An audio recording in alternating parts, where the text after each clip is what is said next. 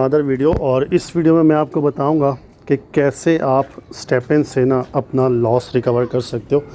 अब एक चीज़ मैं आपको बता दूं कि स्टेप इन में लॉस हम सबको हुआ है, मुझे भी हुआ है, आपको हुआ है, लेकिन ये जो स्ट्रेटजी है इसके ज़रिए आपका लॉस रिकवर हो जाएगा। टाइम लगेगा लेकिन जो लॉस है वो आपका रिकवर हो जाएगा। सबसे पहली चीज़ मैं आपको बताता हूँ, एचपी की बात करते हैं। अभी जो मेरा स्नेकर है इसकी एचपी है जी 88.07। अब मैं वॉक करूँगा, मैं एनर्जी के पूरे 4 पॉइंट कंज्यूम करूँगा और उसके बाद आपको समझाऊँगा। लेकिन अभी मैं इसको अपने पास स्क्रीनशॉट के तौर पे इसको नोट कर लूँ। 88.07 समझ लें 80 है। अब वॉक करने के बाद मैं आपको एक स्ट्रेटजी बताऊँगा, क्या स्ट्रेटजी है और किस तरह से ना आप अपने लॉसेस को रिकवर कर सकते हैं फॉर अ लॉन्ग टर्म। तो स्टार्ट करते हैं पहले वॉक, और उसके बाद जब पूरी वॉक कंप्लीट हो जाएगी तो मैं आपको बताऊंगा। जब तक आप को मैं ये देखिए, अब स्टार्ट कर दिया है मैंने वॉक, जैसा कि आप देख सकते हैं वॉक स्टार्ट है। और अभी जैसी ख़त्म होगी तो मैं आपको स्ट्रेटजी बताऊंगा कि कितनी मेरी एचपी कंज्यूम हुई और उसके अगेंस्ट अब मैं प्रॉफिट और कैसे अपने लॉस को रिकवर कर सकता हूँ for a long term. Walk complete कर लिए और अब मैं बताता हूँ कि मेरी टोटल अर्निंग जो है आपको देख सकते हैं 25.74 जीएसटी हुई है। अब ये मेरी टोटल अर्निंग है और मेरी एनर्जी जो बर्न हुई है वो 7 हुई है। अब मैं यहाँ पे एक और चीज़ बताता हूँ आपको, एचपी का मैंने स्क्रीनशॉट लिया था, आपके सामने आप देख सकते हैं 88.07 था और अभी एचपी देखते हैं कितनी है जी।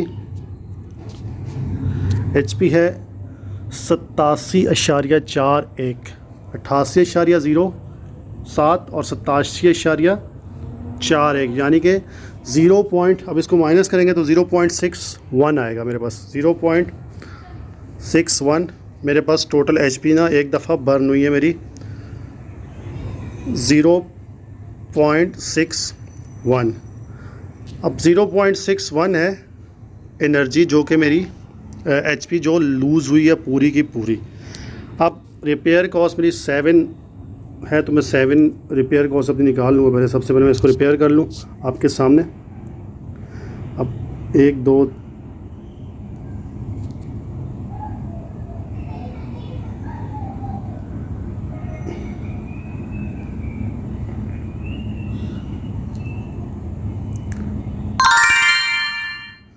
अब रिपेयर कॉस्ट के बाद भी मुझे ये 21 जीएसटी बच रहे हैं। अब मैं पता क्या कर रहा हूँ आपके सामने, इनको मैं ट्रांसफ़र कर दूँगा अपने मेन जो मेरा वॉलेट है उसमें ट्रांसफ़र करूँगा इस टोटल जीएसटी को, और उसके बाद मैं आपको अगली स्ट्रेटजी बताता हूँ कि क्या हो सकता है।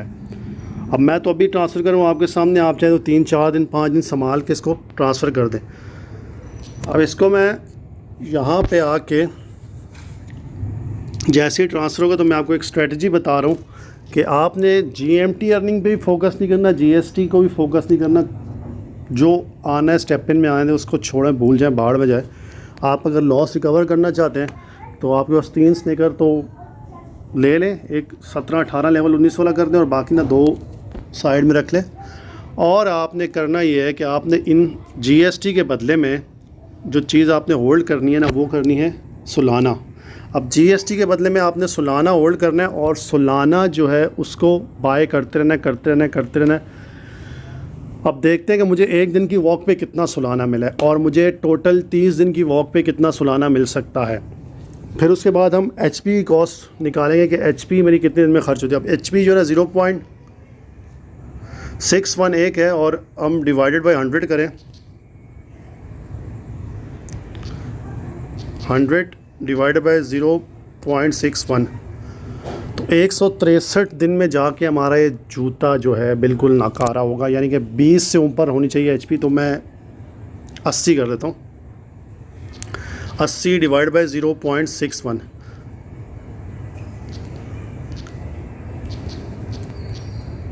130 दिन में हम 130 दिन तक इस स्नेकर पे हम वॉक कर सकते हैं, यानी 3 महीने 10 दिन तक हम इस स्नेकर को बग़ैर इसकी एचपी रिस्टोर किए, बग़ैर कुछ किए 130 दिन तक हम इस स्नेकर पे वॉक कर सकते हैं। अब एक स्नेकर अगर आपको डेली, अब यहाँ पे मेरे पास आके टोटल जीएसटी अगर आएंगे तो मैं आपको बताऊँगा। अब 130 दिन तक हम स्नेकर को यूज़ कर सकते हैं। अब मैं आपको बता दूं आइडिया भी, तो मेरे वो जीएसटी जो है वो ट्रांसफ़र हुए नहीं है। मैं अभी वॉलेट से ना अपने आपको एक आइडिया बताया, तो बिलफर्ज मेरी डेली की ना 20 जीएसटी मेरी अर्निंग है। अब इन जीएसटी को अगर मैं सोल में कन्वर्ट करूँगा, अगर मैं इन जीएसटी को सोल में कन्वर्ट करूँगा, 20 जीएसटी बनेंगे मेरे पास। 20 जीएसटी मेरे पास बन रहे हैं 0.02 सोल, 0.02 सोल।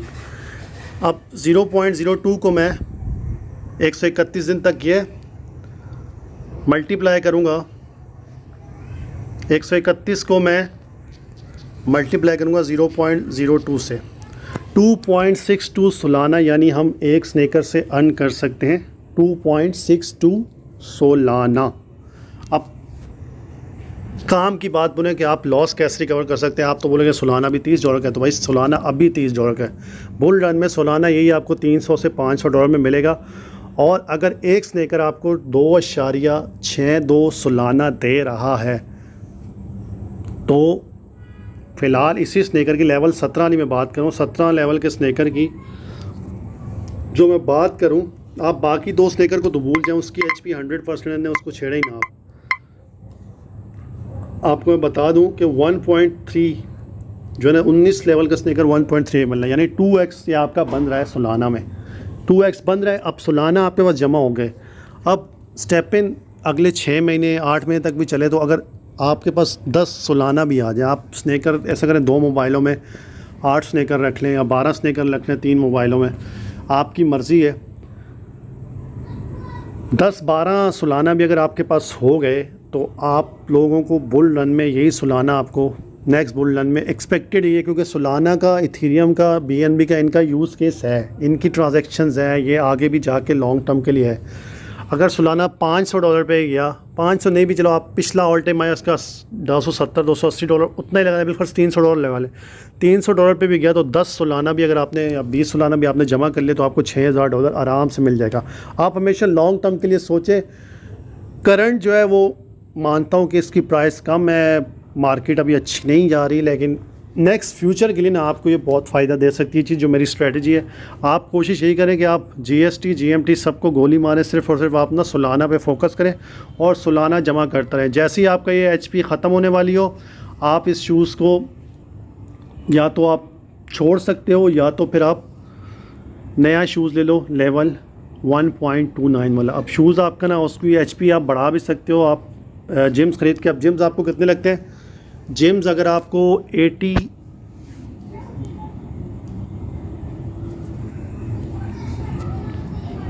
0.64 का जिम है, 0.64 को हम 80 रिपेयर करने के लिए 0.064 मल्टीप्लाई बाई 80,